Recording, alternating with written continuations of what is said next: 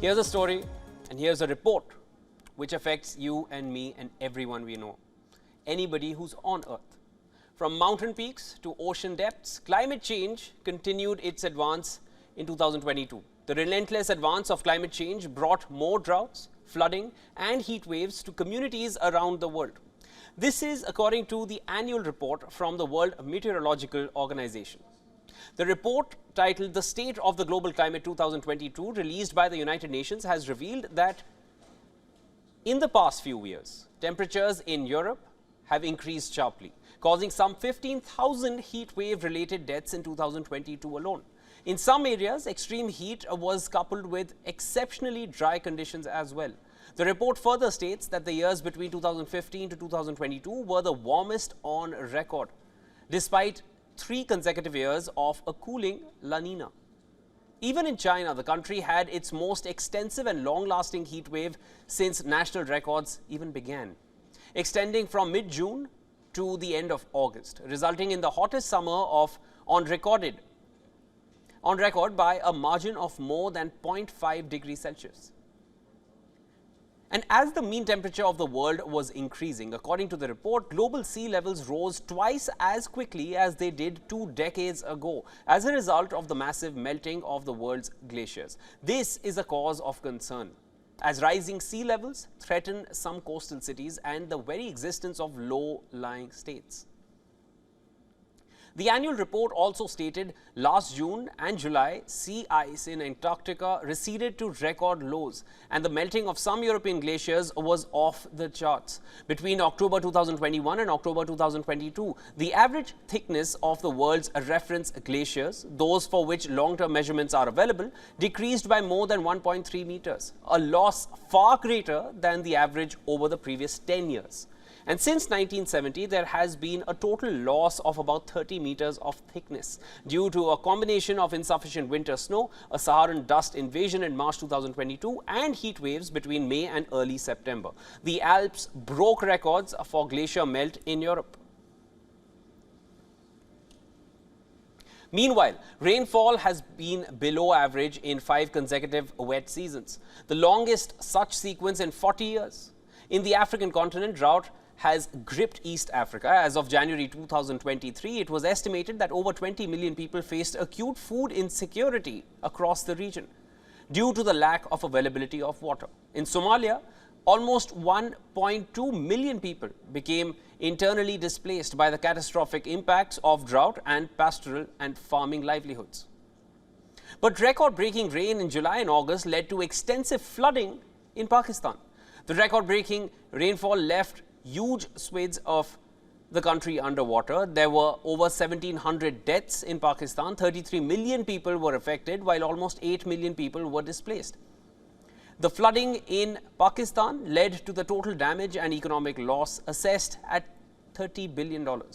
As the world faces the consequences of climate change, climate scientists have warned that the world could breach a new average temperature record in 2023 or 2024, fueled by climate change and the anticipated return of warming El Nino conditions.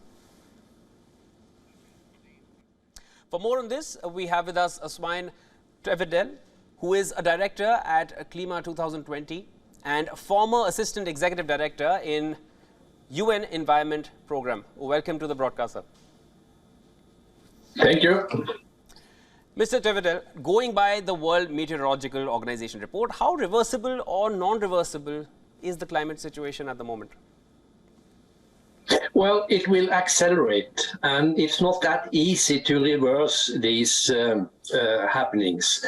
In this report you mentioned, and all the figures that came just before this interview, it's nothing new. We have talked about that for a long time.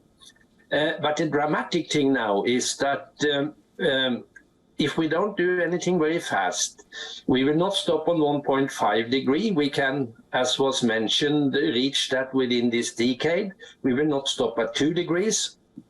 And probably somewhere between 2.5 and 3 degrees.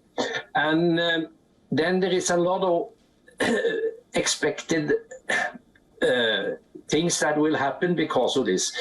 to mention one, it was mentioned now in the report that the sea level rise now is 5 millimeter per year, and twice as much as a few decades ago. But if we are coming up to 2.53 degrees, we will see much more sea level rise. It will probably pass 1 meter, maybe 1.5, and that is goodbye to the small island states like Maldives and so forth. So the situation is extremely dangerous, and the only thing that we can do now is to reduce emissions, and we don't do it. So the report also mentions how climate change is affecting recurring events in nature, such as when trees blossom or when birds migrate. Will there also be a change in seasons? The number of months winter or summers last, or the months in which they typically occur, will we see such changes as well going forward? Could you repeat the question? There are effects on the environment. There are basically when trees blossom or when birds migrate, there is a shift in that timing as well because of climate change. My question is, the typical months in which winter and summers exist, will that also change going forward? Yeah, definitely yes. And in addition to climate change, there is another threat to the next generation, and that is that the nature is disappearing in a very fast pace. And the warming is a huge threat also to the nature. You mentioned these effects that certainly is already taking place. But if we approach 2.53 centigrades, we could see a collapse of the rainforest, because it might not be able to reproduce. So there is another turning point that is coming, and if we go towards 2.5–3 degrees, there will be a lot of turning points like we probably have passed now when it comes to the ice. Probably the North Pole will be ice-free sometime around 2050. So I'd also like to get your thoughts and suggestions on remedial action. In your view, what are the emergency measures required to limit the warming onslaught at the moment? We know it, and the scientists and the UN has told what to do, and it is dramatic because we need to change emissions very fast. By the end of the decade, in 8 years, we need to reduce the emissions from oil, gas, and coal with 50%. But if we go to the companies and check their plans, they are not planning to reduce the fossil fuel. They want to increase with 20%. And that's why we are going towards 2.53 degrees. And the arguing is that, well, everybody say that we have to reduce the need for fossil fuel. But the thing is that we need to stop the production and not reduce the consumption, and that is not politicians willing to do. So it looks like that we are not listening to what politicians or what the UN is saying, and it comes to put us into a very, very dangerous situation.